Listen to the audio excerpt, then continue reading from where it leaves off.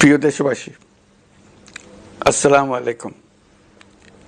আমি আপনাদের সামনে হাজির হয়েছি অত্যন্ত হৃদয় বিদারক একটি সংবাদ নিয়ে।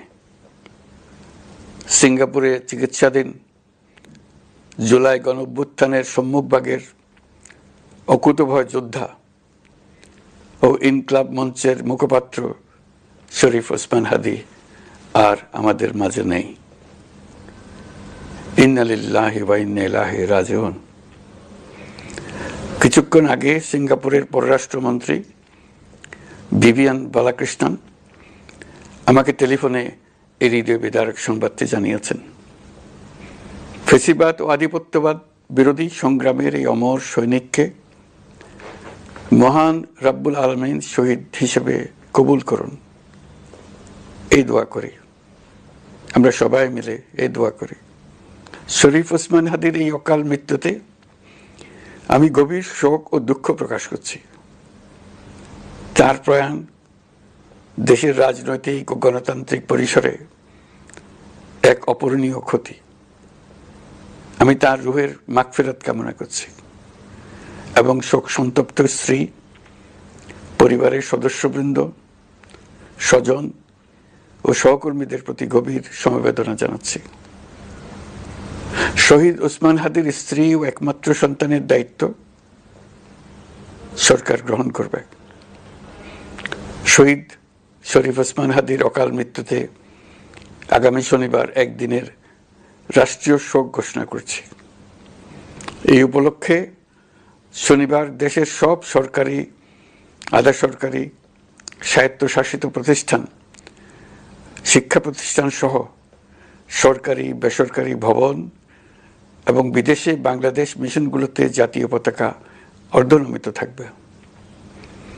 একই সাথে আগামীকাল শুক্রবার বাদ জুমা দেশের প্রতিটি মসজিদে শহীদ ওসমান হাদীর রুহের মাগফিরাত কামনায় বিশেষ দোয়া ও মোনাজাতের আয়োজন করা হবে। আপনারা তাতে শরীক হন। অন্যান্য ধর্মের উপাসনালয়গুলোতেও আয়োজন হবে বিশেষ প্রার্থনার। আমি বিশেষ কৃতজ্ঞতা জানাই সিঙ্গাপুর সরকারের প্রতি। তারা হাদীর চিকিৎসায় অত্যন্ত আন্তরিকতা ও পেশাদারিত্ব দেখিয়েছেন। বিশেষ করে সিঙ্গাপুরের পররাষ্ট্রমন্ত্রী ভিভিয়ান বালাকৃষ্ণন, যিনি একই সঙ্গে একজন বিশিষ্ট চিকিৎসক, তার প্রতিও তিনি নিজে হাদীর পরিচর্যা করেছেন, আমাকে নিয়মিত চিকিৎসা সম্পর্কে খোঁজ খবর দিয়েছেন।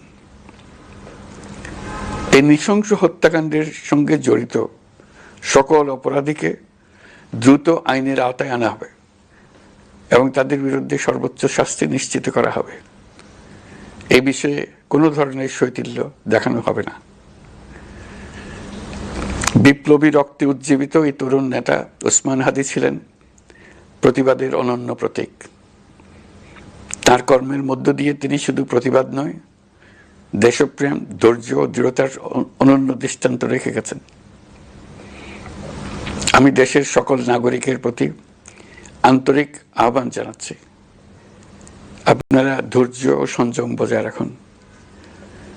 আইন শৃঙ্খলা রক্ষাকারী বাহিনী ও সংশ্লিষ্ট সংস্থাগুলোকে পেশাদারিত্বের সঙ্গে তদন্ত কার্যক্রম পরিচালনা করে সুযোগ দিন। রাষ্ট্র আইনের শাসন প্রতিষ্ঠায় সম্পূর্ণরূপে প্রতিশ্রুতিবদ্ধ। আমি আবারও স্পষ্টভাবে বলতে চাই, ওসমান হাদী ছিলেন পরাজিত শক্তি ফ্যাসিস্ট সন্ত্রাসীদের শত্রু। তার কণ্ঠ স্তব্ধ করে বিপ্লবীদের ভয় দেখানোর অপচেষ্টা সম্পূর্ণভাবে ব্যর্থ করে দেন। ভয়, সন্ত্রাস কিংবা রক্তপাতের মাধ্যমে এদেশের গণতান্ত্রিক অগ্রযাত্রা কেউ থামাতে পারবে না। আমরা এখন গণতান্ত্রিক উত্তরণের চূড়ান্ত পর্যায়ে উপনীত হয়েছি। শহীদ হাদী ছিলেন এই প্রক্রিয়ার অবিচ্ছেদ্য অংশ। তার একান্ত ইচ্ছা ছিল আসন্ন নির্বাচনে প্রতিদ্বন্দ্বিতা করে নতুন বাংলাদেশ বিনির্মাণের পরবর্তী ধাপে সক্রিয় ভূমিকা রাখা।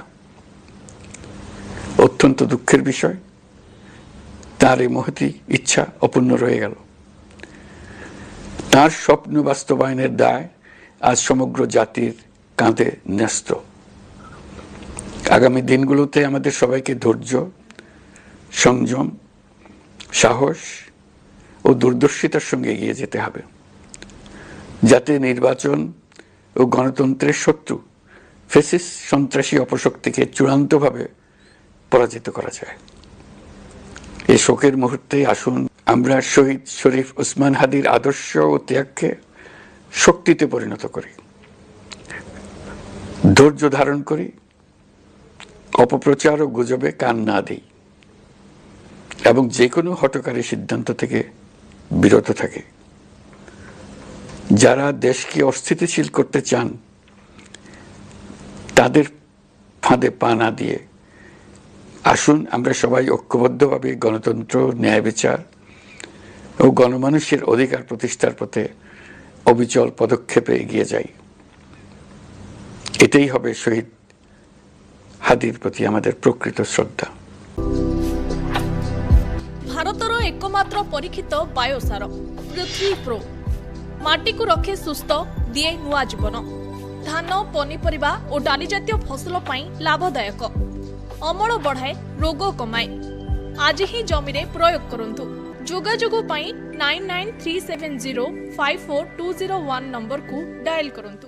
ଆମ ସହ ଯୋଡ଼ି ହେବା ପାଇଁ ଆମକୁ ଲାଇକ୍, ଫଲୋ ଓ ସବସ୍କ୍ରାଇବ୍ କରନ୍ତୁ। ଅଧିକ ଅପଡେଟ୍ ପାଇଁ ଭିଜିଟ୍ କରନ୍ତୁ ଆମ ୱେବସାଇଟ୍ thequiver.in।